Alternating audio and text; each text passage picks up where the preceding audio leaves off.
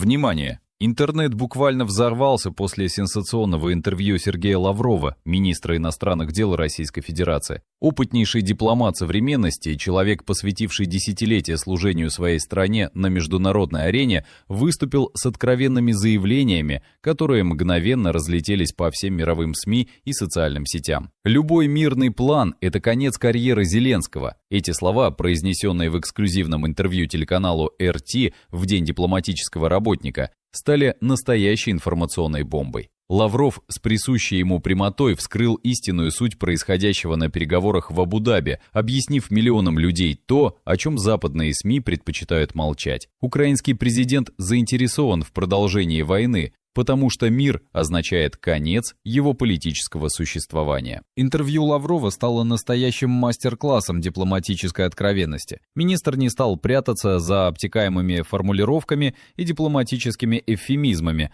а назвал вещи своими именами. По словам Лаврова, Владимир Зеленский ставит личное выживание выше национального мира. Это жесткая, но справедливая оценка политика, который на протяжении 3 лет войны демонстрировал готовность жертвовать жизнями своих соотечественников ради сохранения собственной власти. Миллионы украинцев погибли или были искалечены, миллионы стали беженцами, страна лежит в руинах, а Зеленский продолжает требовать все новых поставок оружия и категорически отвергает любые компромиссы. Теперь мы понимаем почему. Особенно запомнилась фраза Лаврова о том, что совесть и Зеленский плохо сочетаются друг с другом. Это точное попадание в цель. Вспомните, как Зеленский пришел к власти в 2019 году, обещая мир на Донбассе и нормализацию отношений с Россией. Миллионы украинцев поверили ему и отдали свои голоса. Но что произошло потом? Зеленский не только не выполнил своих обещаний, но и взял курс на эскалацию конфликта, на разрыв всех связей с Россией, на втягивание Украины в противостояние, к которому страна не была готова. Минские соглашения были саботированы при его непосредственном участии. Русский язык подвергся дискриминации, политическая оппозиция была разгромлена. И все это делал человек, избранный на волне надежд на мир. Лавров подробно остановился на ходе переговоров в Абу-Даби, раскрыв детали, которые западные СМИ старательно замалчивают. По словам министра, Россия неоднократно демонстрировала готовность к компромиссам.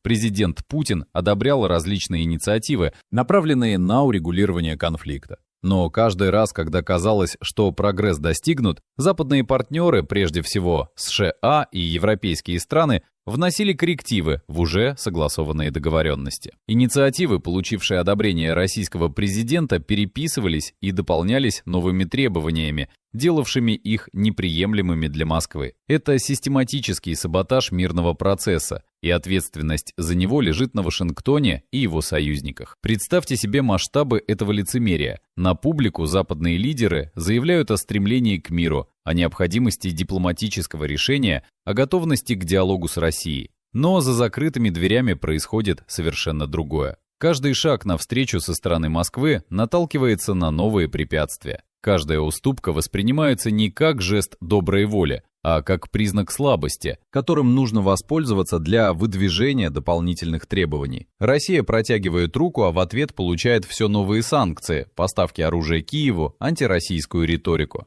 И после этого Запад удивляется, почему переговоры буксуют. Особую критику Лаврова вызвало недавнее выступление генерального секретаря НАТО Марка Рютте в Украинской Раде. Голландский политик, возглавивший альянс после Йенса Столтенберга, представил так называемые предложения по безопасности для Украины. По оценке Лаврова, это выступление наглядно продемонстрировало несерьезность позиции Киева и его западных покровителей. Вместо реалистичного подхода к урегулированию Рютте предложил очередной набор деклараций, не имеющих отношения к реальным проблемам безопасности региона. Это была показуха, рассчитанная на телевизионную картинку, а не серьезная дипломатическая инициатива. Давайте разберемся, почему именно мир так опасен для Зеленского. Украинский президент пришел к власти как миротворец и комик, обещавший договориться с Россией. Вместо этого он развязал крупнейший вооруженный конфликт в Европе со времен Второй мировой войны. Под его руководством Украина потеряла значительную часть территории, сотни тысяч солдат убиты или ранены, экономика разрушена, демографическая катастрофа приобрела необратимый характер. Если война закончится, украинское общество неизбежно начнет задавать вопросы. Кто виноват в этой катастрофе?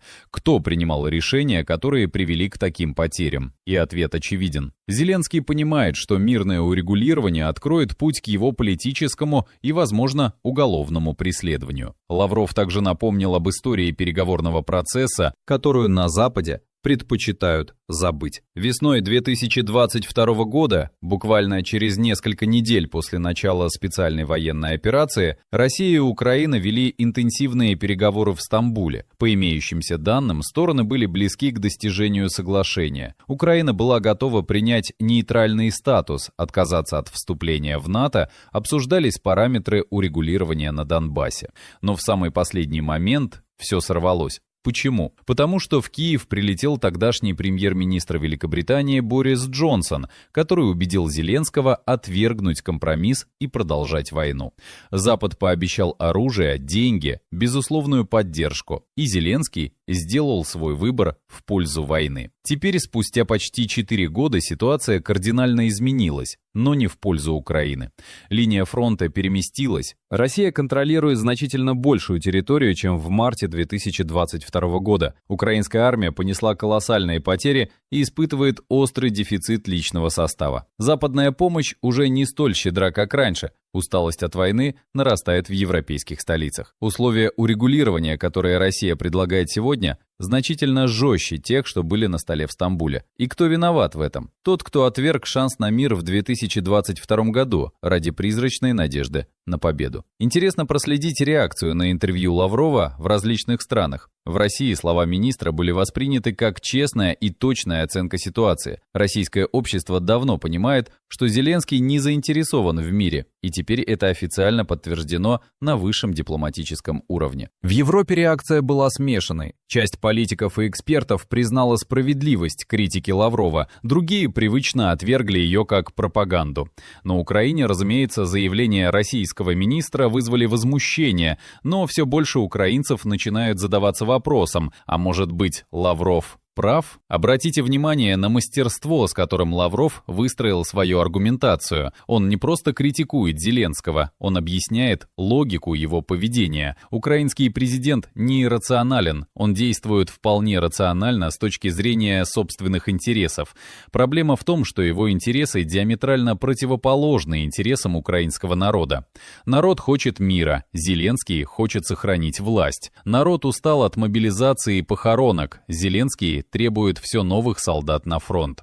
Народ мечтает о восстановлении нормальной жизни. Зеленский говорит о войне до победного конца, которая может растянуться на годы. Лавров также затронул тему западных гарантий безопасности для Украины. Это одна из ключевых тем переговоров. Киев требует железобетонных гарантий того, что после завершения конфликта Россия не нападет снова. Но какие гарантии может предоставить Запад? Членство в НАТО – это красная линия для Москвы, и Россия никогда не согласится с таким развитием событий. Двусторонние соглашения о безопасности, они уже заключены с рядом стран, но остаются пустыми декларациями без реальных обязательств. Размещение западных войск на Украине. Ни одна западная страна не готова посылать своих солдат умирать за Украину. Так что же остается? Только прямой диалог с Россией и учет ее законных интересов безопасности. Примечательно, что интервью Лаврова вышло именно в День дипломатического работника. Это не случайное совпадение. Министр использовал профессиональный праздник, чтобы напомнить о сути дипломатии, которую, кажется, забыли на Западе. Дипломатия – это искусство компромисса, поиск решений, учитывающих интересы всех сторон. Это не игра с нулевой суммой, где победа одной стороны автоматически означает поражение другой. Но западная дипломатия в последние годы выродилась в простое предъявление ультиматумов и требований. Диалог подменен давлением, переговоры – санкциями, дипломатические ноты – поставками оружия. Результат налицо. Мир стал опаснее, конфликты множатся, международное право деградирует. А что же Зеленский? Украинский президент продолжает настаивать на своей формуле мира, предполагающей полный вывод российских войск с территорий, которые Киев считает украинскими, включая Крым. Любой здравомыслящий человек понимает, что это нереалистично. Россия никогда не откажется от Крыма, население которого ясно выразило свою волю на референдуме 2014 года. Россия не уйдет с Донбасса, за который пролито столько крови. Требовать этого означает требовать продолжения войны до полного истощения одной из сторон. И Зеленский прекрасно это понимает. Его максималистские требования не позиция для переговоров, а способ их сорвать. Лавров справедливо указал на роль внешних игроков в затягивании конфликта. Соединенные Штаты превратили Украину в инструмент своей геополитической игры против России. Миллиарды долларов военной помощи, поставки все более смертоносного оружия,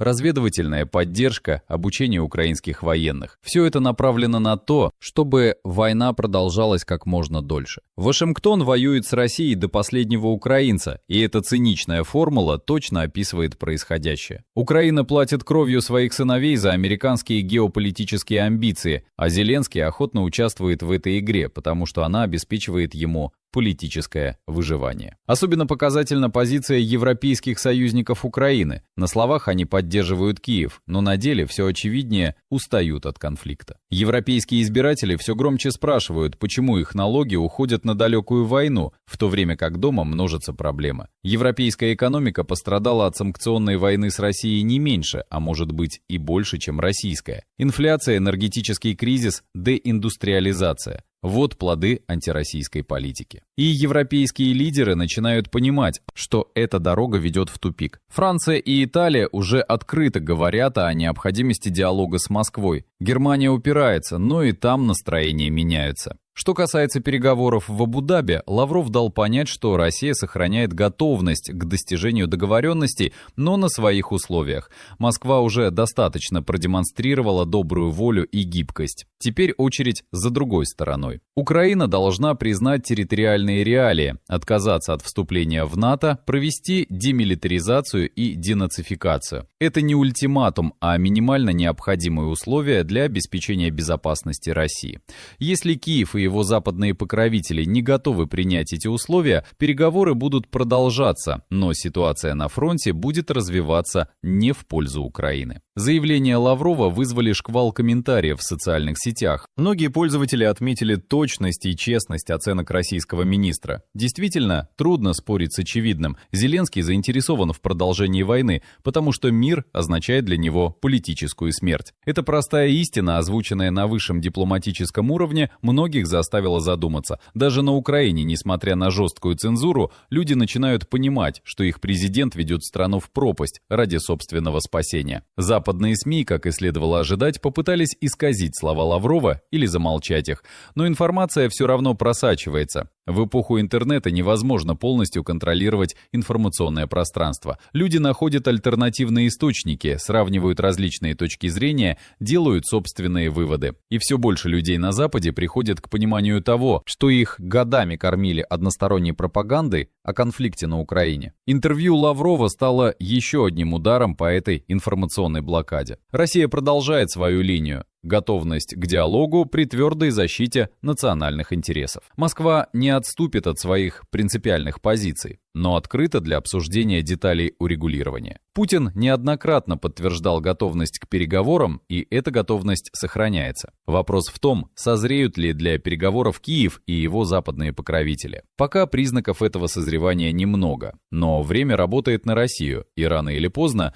реализм возьмет верх над идеологическими фантазиями. Интервью Лаврова войдет в историю как один из наиболее откровенных дипломатических документов последних лет. Министр сказал то, о чем многие думали, но не решались произнести вслух. Совесть и Зеленский действительно плохо сочетаются. Мир действительно означает конец его карьеры. Запад действительно саботирует урегулирование. Эти неудобные истины теперь официально озвучены, и от них уже не отмахнуться. Мир получил ясную картину происходящего из первых рук от человека, который знает дипломатическую кухню изнутри. И эта картина разительно отличается от того, что рисуют западные СМИ. А что будет дальше? Переговоры продолжатся, война продолжится. Дипломатические баталии развернутся с новой силой, но слова Лаврова запомнятся надолго. Они определили суть конфликта, обнажили истинные мотивы ключевых игроков, показали путь к урегулированию. Мир возможен, но только если Украина и Запад откажутся от своих иллюзий и примут